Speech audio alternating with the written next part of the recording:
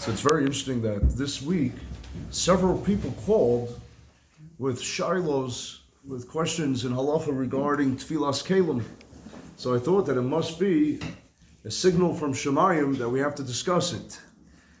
We know that the same way we only eat kosher food, similarly speaking, our utensils that we use have to be kodesh, have to be sanctified. And they have to come from a holy source.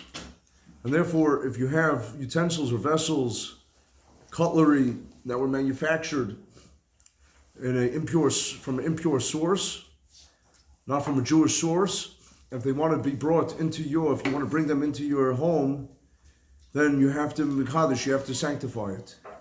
You have to purify it. And this is regardless of whether it's kosher or not. Let's say if you borrow, or if you take, let's say, forks or spoons or knives from, non-Jews, obviously it's not going to be kosher. So even if you go ahead and kosher it, through Hagala, you put it into the boiling water, or if, let's say, it's a frying pan, it has to be more intense, and you put it in the fire, that's not sufficient to render it kosher to use in your house. You have to actually immerse it in the mikveh. The same way a person has to be immersed in the mikveh in order to be made holy, so too your utensils have to be immersed in the mikveh. It has to have that added degree of kedusha, of holiness. It's not enough to be kosher. It has to be made holy because your home is holy. You're a Jewish person, that means that your home is a holy home. And therefore your utensils have to be holy. So with that in mind, the process is, of course, toiveling it, dipping it, immersing it into the ritual water, into the mikveh. So somebody asked me the following shaila. Somebody wanted to know about a vegetable peeler. Does a vegetable peeler have to be immersed? Does it have to be toiveled in the mikveh? Now you'll say, one second, we're jumping ahead. What are the criterion for Tfilas Keilim? So the first criteria is it has to be metal. If it's not a metal kli, if it's not a metal utensil, it does not need Tfilas Keilim. The exception would be glass. The Gemara actually says glass. And there's a big misconception that people think that glass is really very low on the totem pole, and therefore you wouldn't have to make a bracha. You do have to make a bracha. It's machlokes about glass, that it's even the level of a deraisa, that because glass mimics and imitates and is almost an exact clone and replica in certain respects of metal, the criteria of metal is that it has to be reparable, it has to be malleable, it has to be able to be repaired, and glass shares some of the same characteristics. So we're talking about halachas of Tfilas Keilim, of immersing utensils in the mikveh. We said that a Jewish home has to be so Jewish that even your utensils and cutlery have to be Jewish. You don't have to put a yarmulke on your forks and spoons. You don't have to give a bris milah to your pots and pans. What it means is that your utensils and cutlery have to be Jewish, is that it has to be holy. You have to be mekadosh, you have to make it holy. So you put it into the mikveh. It's not enough to kosher it by doing hagala or libam, by putting it in the boiling water or putting it through scalding fire. That's not enough. In order to make your utensils, vessels, cutlery kosher, it's not kosher enough, even if it goes through the koshering process. It has to get holy, it has to get kodesh, because you're holy, you have a holy home, you have to make your utensils holy. So which utensils have to be made holy? Metal utensils, and that would include also, even though glass is not metal, glass. And the other criteria is that it has to touch the food. If it doesn't touch the food, if it doesn't have direct contact with the food, it would not need Tfilas Keilim. And that the third criteria is that you have to eat or use it for serving food. If you don't eat from it or you don't use it for serving food, it would not require Tfilas Keilim. So the shaila came up, several shailas. I don't know if there was some kind of plot amongst the Jews in Brooklyn to ask about Tfilas Keilim this week, to bother the Rav about Tfilas Keilim this week, but somehow, for some reason, several shailas this week just about Tfilas Keilim. And I'll tell you what they were about. So first was about a vegetable peeler. She'll say, what do you mean? A vegetable peeler could be metal, maybe plastic. Plastic does not need Tfilas Keilim. Though there are some poskim that hold that since plastic is akin to glass, and glass is akin to metal, but even though that it's a modern innovation plastic, there are some poskim that want to say that if it's such a durable Pyrex or like a plastic that has it's very tensile, very, very strong, that it would need tefillas. We paskin it doesn't need Tfilas Keilim. Glass does. And glass leka mandapolik. There's nobody that argues. There's some kind of rumor out there that the Rishonim that there's a Ferush Gemara. Glass needs Tfilas Keilim. So vegetable peeler, you'll say, if it's metal, what's a shiur? I'll tell you what the shiur is. If it's used for potatoes are not directly edible right away. They're raw. Most people don't eat raw potatoes. That means it needs further manufacturing. It needs further preparation. It needs cooking. That means that when the vegetable peeler has a contact with the potatoes, you're not using potatoes immediately. And therefore, the vegetable peeler will not need tefillas keilim. But if you're using it for cucumbers, and cucumbers are eaten right away raw, you don't have to cook your cucumbers, or you're using it for some other vegetable that has direct benefit, then you'd have to be toivel the vegetable peeler, and that would be the halacha. You'd have to toivel it. Now, somebody asked me a very interesting question about a thermometer. Not an oral or other type of thermometer that you use to measure your temperature if you're not feeling well, if you think you're getting the flu or something. It's only about a meat thermometer that you deposit into the chicken or to the turkey because you want to see the temperature. If you're a professional cook, especially those that that take Thanksgiving seriously, everybody's with the thermometers and everything. Even those that do Havdil Shabbos, they put the thermometer in. So, what's that? Before Shabbos, yeah. So the thermometer you would not need. It's considered to be a preparatory stage. It's considered to be not a direct, immediate type of preparation of the food. It's considered to be a advanced stage in preparing the food, and therefore it's not considered like dicing it. It's not considered like chopping it. It's not considered like cutting it. It's considered to be an advanced stage, and therefore, according to most poskim, a meat thermometer or whatever type of food thermometer would not need tefillas keilim. If you want to be somebody that safeguards his Yiddishkeit so much and take every precaution, then when you're doing tefillas keilim anyhow, a lot of those that get married, the first trip that they make after the wedding in Sheva Brachos is they make a trip to the mikveh. Just make sure they don't fall in, right? Because sometimes they get a little nervous, and sometimes they're trying to figure out, do we have to do it? Do we not have to do it? You won't believe that, a situation where the collar slipped, and the chassan, many times after the wedding, the chassan collar not allowed to touch, and he had it, he called up, I'm allowed to save her. You don't call up him. I say, if a woman's falling, you pick her, it's okay. It's a sad, hazardous thing. But it's also, by the way, by the mikvahs, you have to be careful. Sometimes it's very, very slippery around there. So you have to really be careful that if the person not accustomed to going to the mikvah, then we're not talking, by the way, there are different types of mikvahs. There's a mikvah for men, there's a mikvah for women, and there's a mikvah for Keilim. And they shouldn't be confused. Although, in certain situations, if you don't have a mikvah for Keilim, you have to use the mikvah, but hygienically speaking, hopefully it has good chlorine and everything, but otherwise it may be a problem. Now, as far as a can opener, somebody asked me about a can opener. A can opener does not need tefillas keilim because a can opener does not have direct contact with the food. It goes to the lid and opens the lid, but it doesn't actually touch the food. In most scenarios, it doesn't. So this week, somebody asked me about a spice container. Very interesting.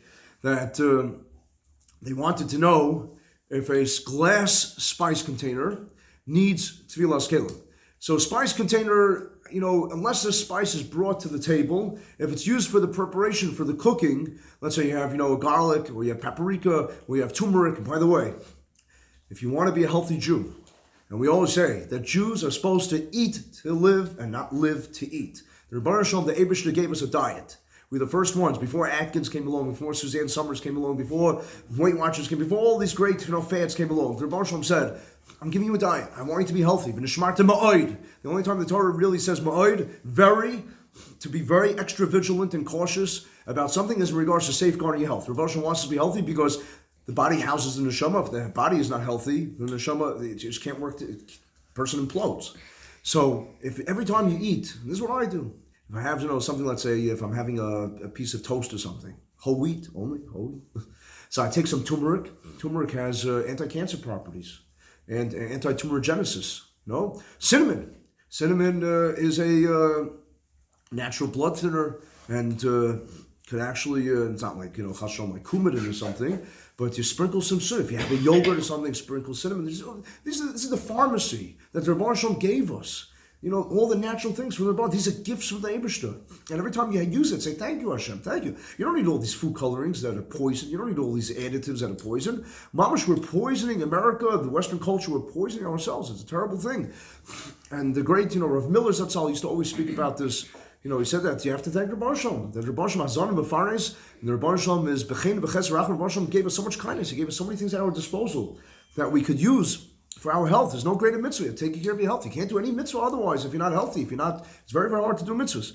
So a spice container, usually most of the time, using it, putting it into the chult, you're putting it into the kugel that you're cooking. You don't bring it to the table. If it's a spice that you bring to the table, then you should toivel it without a bracha. But generally speaking, most spices you don't bring to the table, and it's considered to be more of a preparatory stage. It's not considered to be direct with the food, and therefore you would not have to. But somebody asked me this week, very interesting, about salad dressing.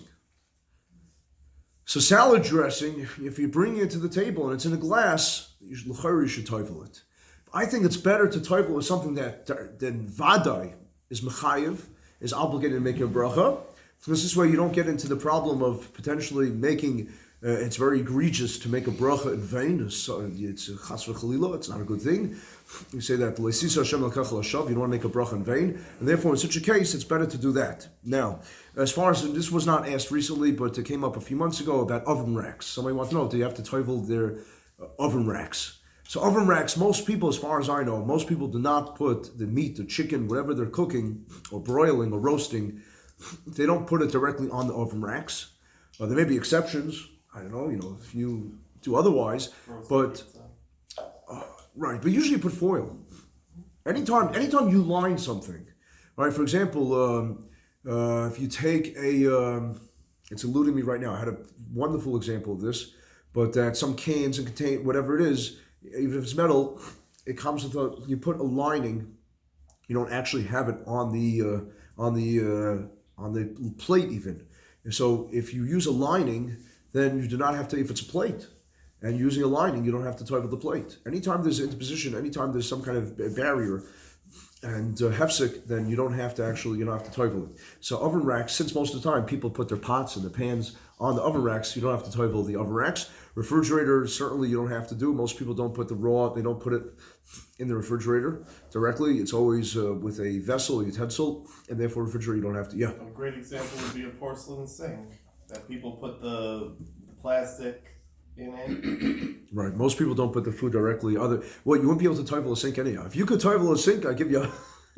You can't bring a sink to a mikvah. Right. I'm saying, but that is a very big shot. But industrial things, where Belsky Zatzal used to grapple this a lot. I used to hear a lot of psukim from him about it. But industrial things, if it's something that is so large, some say that industrial things were never called. Some place can bring down. Shlomo Zalman, I think, said this, and Ramosha held like this in the Gris Moshe, that industrial food contraptions, they do not have the din of klei suuda. And there's also a psak halacha that holds, it's a very controversial psak, that if something has a din of karka, that if it's considered to be ground, then obviously something's karka, something is attached to the ground, doesn't need it's filas kam. Therefore, some people posted that a toaster that's connected to the outlet is considered to be mechuber l'karka, and therefore you don't have to toivel it. And therefore, that is a very big leniency and dispensation as far as toiveling electronic appliances. Somebody just asked me 2 weeks ago. He's buying a toaster oven. He wants to know, if he has to toivel it. So first of all, toaster oven, unless you're putting it on the rack directly, many people do put it on the rack directly. They don't use foil. Toivel the rack, right? You could toivel the rack, right? And you said that a spice container or something that's not brought to the table. Right. But you're putting food directly on it. If food is served or food is... The container is holding the food, huh? Right, it's holding the food, but the spice is not being used. Most of the time, it still needs cooking. Right, so if you most of the time, if you use it though at the table, that's why I said if you use it at the table, you're sprinkling it on the food itself. Salt. Most people, it's like salt, maybe a salt, yeah. Salt would be put in a glass. But it's not like that really with a thermometer, I would think, because probably people use it to see if the food is done. They don't see it to see just where it is. They see it's done and then they eat the food right after. Right, but it's used to determine the temperature of the food, but it's not used to facilitate the cooking of the food or the purpose of the food. That would be the distinction.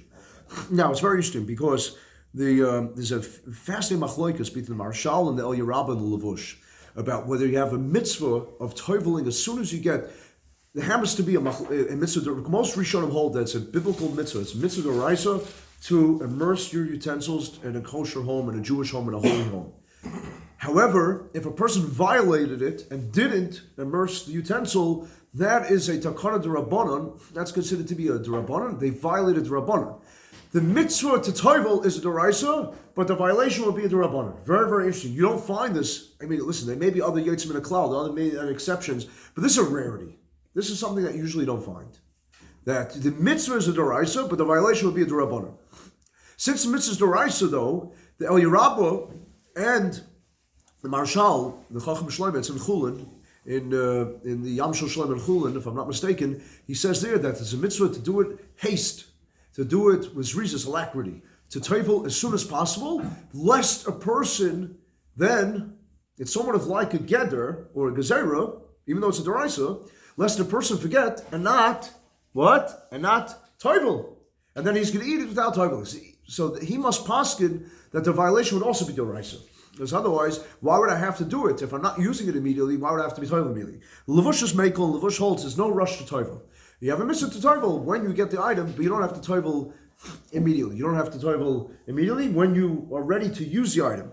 Now, there's another fascinating machlokes about somebody who uses a kli, a utensil, that has a dual purpose.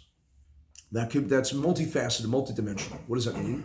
Let's say I could think about a knife. A knife could be used to cut leather. A knife could be used, obviously, to cut meat. Scissors could be used in preparation of food. And obviously, scissors have other usages. It's a utility that has other usages also. So let's say Reuven buys kitchen scissors, but he doesn't intend to use it for food at all. You hear this? So since he doesn't intend to use it for food at all, the din is that he would not have to toivel it. Although there is one great posek that holds, and we don't paskin like, I mean, it's actually based on a shach. The shach would hold that anytime you buy something that could be used for food, you have a chiyuv to toivel it. It's machlokes whether we paskin like it or not. Seems to be the minig olam is not the minig of the world. There's the custom of the world is not to paskin like him. But as far as, let's say, a kitchen scissor that Reuven buys it for food, and Shimon bought it, and Shimon borrows it. I'm sorry, Reuven. It's a kitchen scissor, and Reuven bought it not to be used for food. He's going to cut whatever item he needs. But Shimon borrows it for food, and they're both Jewish people. Does Shimon have to toivel it? Now, remember, it was manufactured for food use, but Reuven designated not for food use. So the tashmishoy, the usage, roiv tashmishoy, the majority usage that Reuven designated for as the owner was non-food use. So the fact that Shimon goes ahead and use it for food now, does that change the designation? Does it change the status of it? Because for a regular, ordinary person that owns something, we say, basar, roiv, tashmisha means you go according to the majority usage. And therefore, whatever he would use it for majority usage, that would be the status of it. But Shimon, for him, it has the exclusive use of what? Of a food use. So would Shimon have to toivel it? So Hagoyis Ashri, who was Hagoyis, was written on the rush. Hagoyis Ashri refers to usher. Hagoyis means an emendation or a gloss on the rush. So Ashiri refers to the rush, Rabbeinu Usher, and it was written centuries after the rush. And also the others, and I think also the Shulchan Aruch paskins that it's determined by the owner. And since the owner designated not for food use, even though the borrower, Shimon, will be using it for food use, it would not need tefillas kem, which would be chiddush. And the shach actually holds it's determined by the owner, and since the owner wants to use it for food purposes, therefore it would be used for food purposes and it would require tefillas kem. Okay, that concludes the shilos about tefillas kem that were posed this week. Anybody have any further questions, shilos in regards to tefillas kem quickly? Then we will tackle that, and then otherwise we'll go to the next shiloh of the week. Okay, I'm sorry. Yeah. What grills? I'm sorry, what? What, like the rock on grills? Barbecue grills. Yeah, so barbecue grills, the meat goes directly. Usually you don't put foil, you don't put anything on there. And therefore our barbecue grills would certainly require tefillas kelim. They're metal, and there's direct contact with the food. They require tefillas kelim. Excellent question, You have like these sports bottles that it's plastic. Sports bottles? Yeah, they're plastic, but they might have a metal exterior or on the lid, but the liquid is not actually touching. Are they disposables? Plastic, no. They're not disposables. No. So they're permanent. Right. It was interesting because we posted about disposable, let's say Snapple bottles. Snapple bottles are glass or plastic usually? No, now they're made of plastic. Now they're made of plastic. They used to be made of Glass. glass. Okay. or aluminum. Aluminum would have din of metal, status of metal. So my Rebbe Rav Kahana Zatzal, the Rosh Hashiva Torah Das, he poskin that you would have to, like many achronim, they would have to toivel because aluminum is aluminum. It doesn't make a difference if it doesn't have semi-permanent use or disposable. But most argue, and most say that disposable would not need, because even though it's recyclable and even though it could have multi-usage, but since it's disposable, it didn't have any permanent status and therefore would not need tefillas kelim. There are those that are machmir about it, but certainly if you're going to use a Snapple bottle, a glass bottle, or you're going to use a aluminum pan that you're going to reuse it many times, and then it would be prudent and then to toivel it. Presumably better to toivel it with something that requires a bracha anyhow. Yeah, I'm sorry. Just you would ask something. And then Yeah. What if someone either that's like he gets a scissor from a store, then when he gets home and realizes that someone once bought it and returned it. Somebody what? Someone wants to get a food scissor, Yeah. and he goes to the store, and then the person realized that was open before. Someone bought it, then he returned it. It's a Jewish store, so is he? If it was manufactured by Jews, let's say most items from Eretz Yisrael, if it's manufactured in Eretz Yisrael, it does not need tefillas kelim. If it was made by a Jew, okay? It's only if it's made by Goyim. By the way, if somebody's in an emergency situation where before Shabbos they need a kli, I had this shiloh. Somebody asked me, they're making a simcha, they needed the kli, and they forgot to do tefillas kelim. The best thing then is to have a guy acquire it, a gentle acquire it, and therefore then to borrow it from the guy. Since it's not yours, it belongs to the guy. Therefore, you're allowed to go ahead and you're allowed to a kli of a guy does not require tefillas kelim, and therefore. But you have to make sure that they don't have, percentage-wise, it's a question of how much they're supposed to own of it. It's a totally different discussion. But you let a guy acquire it, you borrow from the guy, then you don't have to toivel it. It seems to be a little of subterfuge, a little of a ruse, but it works. The other thing that I recommended somebody I don't know if you were here, if everybody was here, but somebody asked me about such a situation, asked me about a toaster, and I told the person the best thing is he's a very handy guy, and I suggested to him that he should just disassemble it, and therefore since he's disassembling it, and then he's a handyman, and he's a very handy person, and then he could reconstitute it, then it's a Jewish person that is actually rebuilding it, refurbishing it, and therefore it would not need tefillas kelim because it's made by a Jew. But I thought that if someone were to do that, they'd have to be considered an expert. I don't think so. No, I mean, as long as it's done, it's done. It's good. It's good. And if something is owned, if a kli is owned by a goy, yeah, like we said at the beginning of the class, then for sure it's not kosher. Oh no, but as long as the guy does not use it in the interim, it's just under his possession, it's okay. So it doesn't have to be kosher. It would just and it would not even have to be toiveled because it's not under Jewish auspices. It's not owned by a Jew.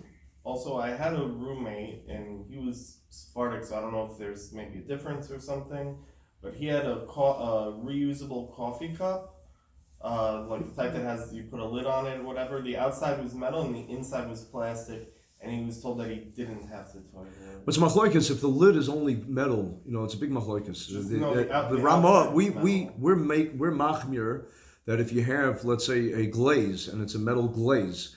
For example, porcelain is made of earthenware. It does not need tefillas kelim. But if you have, let's say, if you have something that has a glaze and has a metal glaze on it, then we're machmir that we should toivel it. But the other authorities, the Sephardic authorities, say that it's only a little minute amount of it. It would not have to be toiveled then. Last quick question. You said, I think the Shach said that anything that's used for cooking should be toiveled. Or could be used. What does that mean exactly? Because even if you don't plan on using it for right. So really, like everything that we've spoken about so I don't far, think the minhag olam is to be machmir like that. I don't think so. Maybe wrong, but I don't think so. Let's say if you're traveling and then the owner of, let's say if you do like an Airbnb or something like that, you want to kosher their kitchen, you're going to be there for a couple of weeks. So you don't have to bring it to the Keilim mikvah, but you can kosher it on your own. Right, because you don't own it. Right. Yeah. Okay. Interesting. So you have to kosher it, but you don't have to do the hechsher kelim. Hechsher, there's a difference kosher in kelim and hechsher kelim. Hechsher kelim was what we koshering the kelim and then the tefillas. I'm sorry, the tefillas kelim for bring the kedusha. I'm sorry. Yeah, thank you. Yeah. Okay. Next shiloh. Okay, yeah, I'm sorry. One quick question. You said that It's funny because Mayor just came in. He probably has the most shilas about this because he's in the food business. You know, we're just talking all about kasher and Keilim and tefillas Keilim. If a person's going to reuse a bottle, like a glass bottle, like an old Snapple bottle, how many times do they really have to use it before they really have to put it in the mikvah? Like, what if they were just using it like they had a glass of Snapple, for instance, was the example we had, and throughout that meal or the next meal, whatever, they're just refilling it with water. I think that's fine. Yeah, you don't have to worry about it. You have another question? Okay. Any last questions about tefillas Keilim, Hechsher tefillas Keilim? One quick question. I heard it, unless I heard wrong. If a person, let's say those aluminum tins, I heard if a person uses it once. We just mentioned, right? We mentioned that Rav Kahana Zitzal and other poskim and Chronim bring down that if it's even a disposable, but since it's metal, you'd have to title it even if you use it once. We don't pass it like that. Roy poskim don't hold like that. And Are we allowed to use it but more than once? if you're using it many times, then the best thing to do. Many times you use it more than 3. That's right. If you're using it more, even permanently, that you decide to keep it, and if as long as it's salvageable, that you could, that doesn't get damaged, and then you should table it, but preferably to table with something else that would have to require bracha, not to, So if you get those aluminum tins from Israel, you self-title them? No. Since it's manufactured in Israel, you could assume that since majority in Israel manufacturers are Jewish, you don't have to be choisha, you don't have to suspect that it was coming from Arab manufacturers, and therefore it's okay. But anywhere else in the world, you have to assume, anywhere else in the world, since Roiv of the world is non-Jewish, you have to assume that the Kli came from a non-Jewish source, and we need tefillas Keilim. Yeah. Yeah, if I remember correctly, there used to be these Yotzai candles used to come actually in the Metal glasses. Oh, the glass, yeah. Yeah, so what happened in the old days, people, used to Schnapps. clean them out and reuse them. After you clean them out, were you supposed to title them? Excellent. Like with glass. Yeah, if you're using it for food or beverage, yeah. Excellent point. So just a sikum Not that adov. they make them anymore. Right, I know, you're right, yeah. The sikum adover, just a conclusion is that, again, a meat thermometer would not require tefillah according to most poskim, a can opener not required according to all poskim, a vegetable peeler, it depends what you're using the vegetable peeler for. If you're using it for potatoes that are raw, that are not going to be eaten, then you don't have to, but if you're using it for other vegetables, such as cucumbers, you have to. Spice jars, if you're not bringing it to the table, you certainly don't have to. Salad dressing, you should. But try to maybe to do it with the other Keilim. Okay, now, next shot that came up. Somebody asked me a question about if you're allowed to drink before Havdalah. You're allowed to drink, guy's hungry, thirsty, whatever it is. The Farish Gemara in Psachim that speaks about this terrible strangulation that a person, askara, is a terrible suffocation, diphtheria, I think it's called, in fancy medical terms, that a person could die from. Rabbi Kiva in the Gemara says a curse on somebody that eats before Havdalah. And drinks as well. So you're not allowed to eat or drink before Havdalah. It's favorite Shulchan Aruch that you're not allowed to drink or eat before Havdalah. However, the Shulchan Aruch does have a major concession, a major leniency, where he says that drinking water, he says water is not considered to be significant. Water is considered to be more trivial, insignificant, and therefore you're allowed to drink water before Havdalah. However, the Arizal argues, Arizal says that even water you should not drink before Havdalah.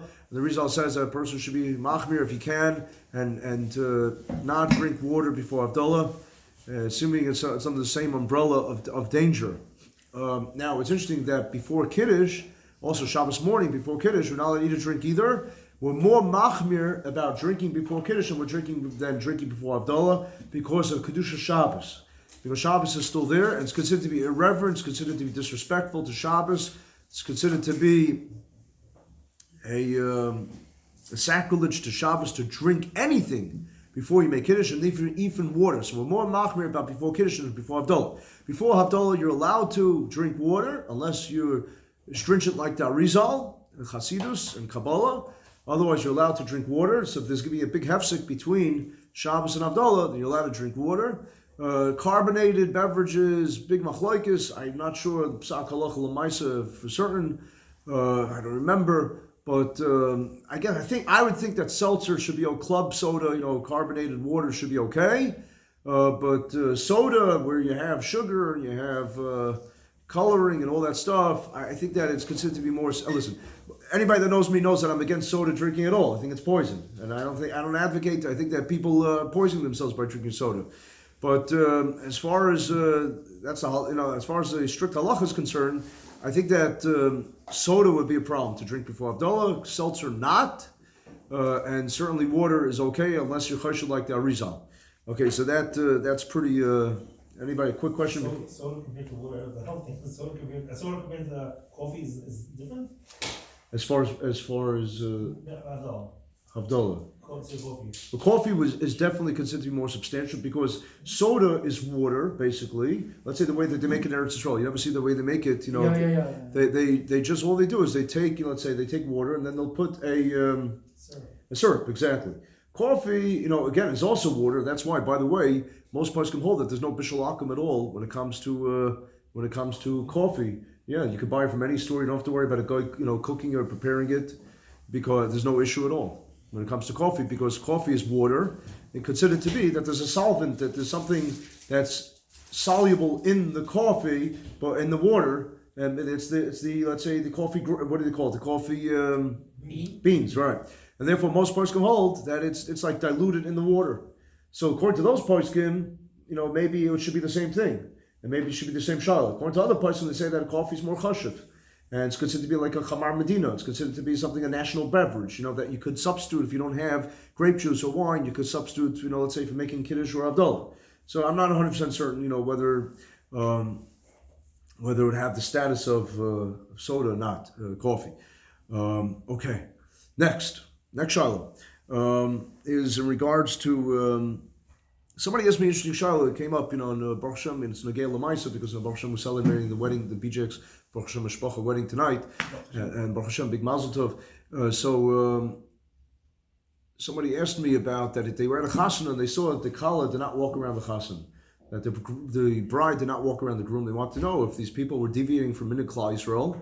There are certain kiruv weddings, by the way, where they do different things, because you have to understand the couple may be still secular, but in a sense they are still having a kosher wedding. The ksuva, there are certain situations. Again, speaking. So there are certain situations. Hassan, Mazel Tov, Mazel Tov, Mazel Tov. So there are certain situations where if they read this long, lengthy Aramaic document during the chuppah, you can have all these secular people that are just really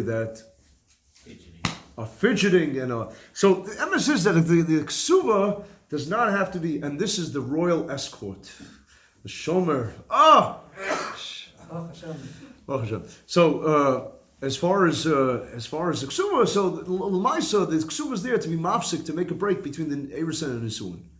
Because they used to make the erusin much earlier, the betrothal process, what we call the engagement, and therefore to show a difference, to show that it's different. Therefore, we have the ksuva, but it's not meikar adin to read the ksuva. So in a certain situation where a person will say, that okay, you don't have to do the ksuva. So that's very interesting. Again, I'm not giving you a psak l'maisa here. Don't take it home with you. Say it's a very, very individualized, it's something but as far as the kala, even Tanam, Tanam also. Again, if you have to have it more expedited, if you have to sort of sever out the religious aspects, how do you? It's almost like bizarre, right? Because a chasana is called a kedushin. Kedushin means holy. Nisuin means being up. So it's funny that you want to excise from the wedding, that you want to start. Dissecting from the wedding the religious components, but again, it depends. It depends on what the situation is. But certain Tanam is not something you have to do, and because it's Tanam again, where it used to be done. Let's say much earlier, months and months, or even a year before the wedding. So therefore, Tanam it's not something you have to do. So if you go to a wedding, you just see that they don't do Tanam, then maybe a reason why they're not doing Tanam. It's okay. That means the wedding is still kosher. Okay, and if they're not reading the ksuva, it could be the wedding is still kosher. But as far as the kala walking around the chasen, why the kala walks around 7 times? That's based on the Zohar Kadosh. Actually, it's very, very holy. It's based on the Zohar. It's based on Kabbalah. It's not based on halacha per se, but it's a holy minhag of Klal Yisrael. The Sfardim don't do it. The Sfardim Jews don't do it at all. As far as I know, I don't think they do it at all. But it's based on the 7 Rikim, believe it or not. The 7 Rikios. The 7 firmaments of Shemayim. Imagine that. The 7 celestial firmaments. And that's why the Kala walks, and it's also based on the fact that Adam, Rishon, and Chava were granted by Hashem 7 canopies, 7 chuppahs. And they went, there's a procession going from chuppah to chuppah to chuppah. And that's why, and the other thing is based on Pasuk in Yirmiyah, that the woman, she's supposed to safeguard, she's supposed to fortify the man, to build an invisible choma, a fortress around the man, to make sure that he has allegiance and fidelity only to her. And that Hashari below Isha, it says, the Gemara in Yavama says that a man that's living without a woman, Shari below choma, he's living without the wall, that secures him, that fortifies him. So there's a lot of beautiful concepts about it, and therefore it should be done as long as a person doesn't have a minute not to do it. It's something that is very, very holy and deep.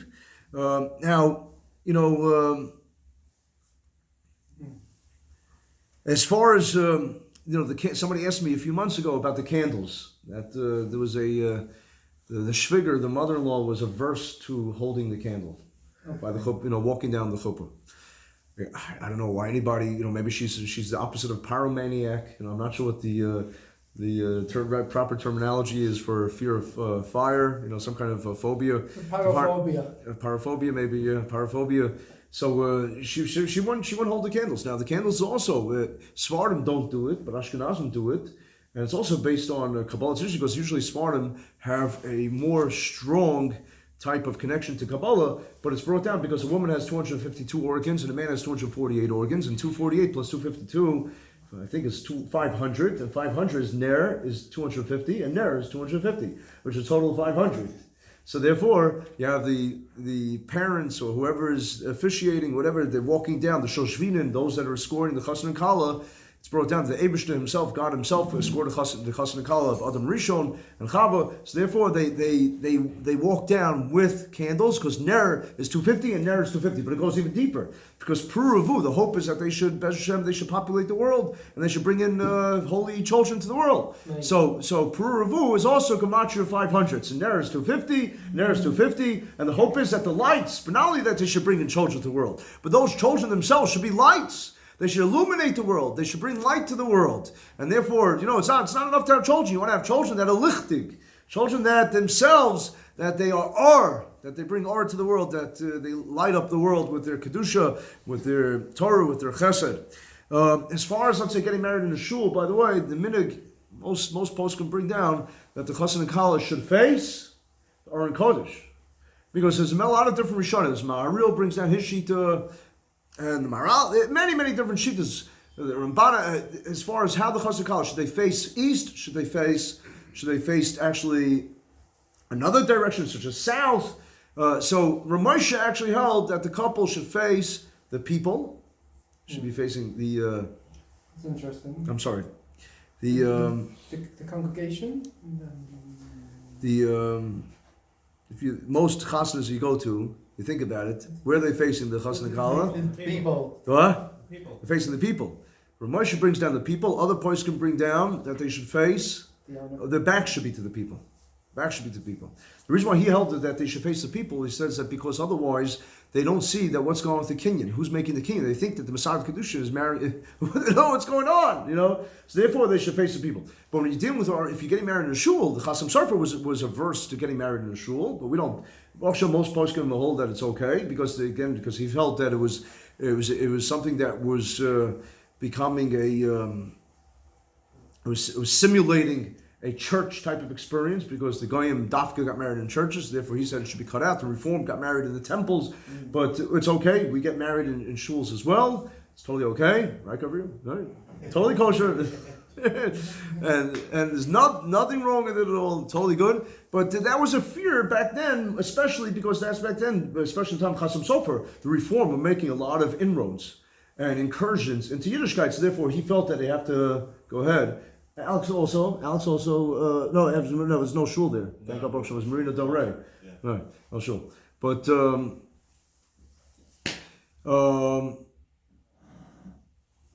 Sephardim, they face away from the crowd, right? In Ashkenazi. Right, yeah. Yakis also do the other way, yeah. My parents got married in the Talmud Torah, and from what I saw in the pictures and what my parents told me, that for the first part they faced the Mitzadi Kedushin, Rabbi Lerman. Then he had them face the crowd as they were doing Karayas. Oh boy, And so a lot of moving around there, shuffling. yeah, that's just what. Okay, so that's interesting. Okay, so trying to accommodate different shitas, but the minhag olam is not like not like that. I don't even What? The reason the yak is faced otherwise is you shouldn't be Mekadish Yisha B'Shuk. B'shuk, that's why, exactly. Shouldn't be Kaddish Yisha B'shuk, yeah, precisely. But as far as when there's a shul, usually you have to face the Aron Kodesh because you can't have your back to the Aron Kodesh. Now, it used to be. I mean, we mentioned this before. I think in a shir before. It used to be that and the minhag in Yerushalayim, I think, is like this. Everybody stood the whole entire chuppah because the Shekhinah is there, and also the Chassan Zayis Mitzvah is the Daim Melech. But the minhag olam now, for some reason, I don't know how it changed, but it's not to stand for the whole. People don't stand for the whole chuppah. In Israel, you see a lot of. Yeah, I was saying Yerushalayim they do. They stand for the whole chuppah, and also by outdoor chuppahs, the Hasidim they stand for the whole chuppah. Now, Shala came up like this. This is the last Shiur because again we have a short day today. Baruch Hashem, we're getting ready for the wedding, so we're going to conclude Bez Hashem with we're going to conclude the Shiur.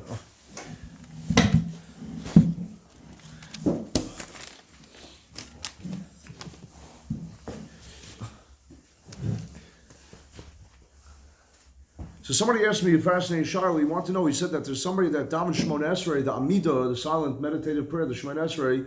And when he davens Shemona Esrei, he's supposed to be done balachash. Based on Gemara in Soita Taf Lamed Beis, on the Beis, the Gemara there says that one should only say it silently because we don't want to hear someone's confessional. Now, there are a lot of curious Jews out there that want to hear somebody's, because we say that Shemona Esrei, say Slach lanu avinu ki chatanu b'chalanu kavek kivshanu, and there's certain things that a person may confess, may confide during the Shemona Esrei. So therefore, the Gemara says it's the same way the Baruch Shalom demarcated. He said that the oila and the chatas should be brought in the same place. That the chatas is the sin offering, the oila is the ascension offering, and they should be brought in the same place, not to embarrass the sinner, so that he not feel discriminated against. Therefore, when you say the Shemona Esrei, it should be balachash, it should be silently. Therefore, no one is privy to what you're saying. Now, the Gemara Brachas stuff, if I'm not mistaken, I think it's stuff Chavdala. The Gemara Brachas speaks about Chana, who was of course the mother of Shmuel, who was barren for many years, and she went to Eli, and she wanted to have a child desperately. So it says that she was davening, but he didn't know she was davening. She was standing there, and he thought that she was pantomiming. He didn't know what she was doing. He thought it was very awkward. But we learn out from there that a person should daven silently. So the Chayr it's like it seems to be a stira. And so most Rishonim explain, they say, no, the Chana actually learned it out from that Makor, from the fact that the Rebbe Shalom doesn't want to embarrass the sinner. That's where Chana learned it out from. That was the more ancient source, and Chana was, we learn it from Chana, not that it's a contradiction at all, a conflict with the earlier Gemara. So somebody asked me a fascinating question. He said that he davens next to somebody who actually, he verbalizes the prayer, and you could hear him articulate, you could hear him saying it. Should he answer Amen? If the person is saying, Baruch atah Hashem, chonen atas, Baruch atah Hashem, hareisa b'shuva. Right? So normally he's supposed to answer Amen. It's considered to be a sin not to answer Amen. But in this case, maybe it's a sin to answer Amen because you're abetting and aiding somebody and doing something inappropriate, maybe. So it's a very, very interesting Shiloh. And the Shulchan Aruch actually says in Kuf Aleph Sif Beis, the Shulchan Aruch Paskin, so you have to do it quietly, and you have to do it to the extent that only you could hear what you're saying. Right, that it should be audible, but only audible and coherent for you, but not for anybody else. Right, in order not to disturb others. The Bedek Abayis, though, says that you should say it silently, not even audible, just move your lips, but that it shouldn't even be audible to you. Can you imagine? That's the Bedek Abayis based on the Zohar Kodesh. As a matter of fact, it's brought down from the Arizal, that based on the Zohar, that if you say it audible, you're not just moving your lips, then the klipas go ahead, these mazikin, these things that can inflict harm and damage, these spirits, and they stifle your prayer, and they prevent your prayer from going to Shemayim. So a person has to be very, very careful in such a case. So the emes is that Rabbi Yashiv Paskin, the very, very, very interesting psak, and I think Rav Avad Yosef says the same thing, but I don't know if he has the same rationale as Rabbi Yashiv. Rabbi Yashiv said that if a person is davening, and he's supposed to be saying a balacha silently, but he's not doing it intentionally, it's just a strain, it's hard for him to be able to say, let's say a lot of times when Bali Tshuva start out, and they're trying to get accustomed to the nusach hatfilah, to the fluency of the prayer, then they make a mistake and they'll say it a little too audible. They're not doing it intentionally, maliciously, chas v'shalom. Okay, so the Rebbe should train them and teach them, educate them, don't do it like that, do it the right way. Teach them teach him how to do it. But they're not doing it in any way to disturb anybody or to really to flaunt themselves, chas v'shalom. And therefore, Rabbi Yashu said in such a case, since he doesn't realize that what he's doing is not appropriate, he doesn't mean to do any harm. Therefore, you should answer amen to a person that is saying the Salah Shemona Esrei a drop too loud, and it's not considered to be an avera to answer amen in that regard. Rosh Shlomo Zalman held it's not allowed to answer amen to somebody that's saying Shemona Esrei. Presumably, he's even discussing such a case. I'm not 100% certain. Or maybe he would be moded to a case, maybe masking to a case where the person is doing it totally unintentionally, is not aware. I'm not 100% certain about that, but certainly a person should train himself. If that's a halacha, that's called a tefillah b'lachash. A person should train himself to be able to say it, that it not be audible to anybody else. Okay, so this concludes our shiur. If anybody has any questions, please feel free to ask. And otherwise, Bez Hashem, wishing everybody a wonderful day and hope to see everybody at the Chasana. We're looking so forward. Bez Hashem. The Chasana should be B'shah Tova V'Slachas.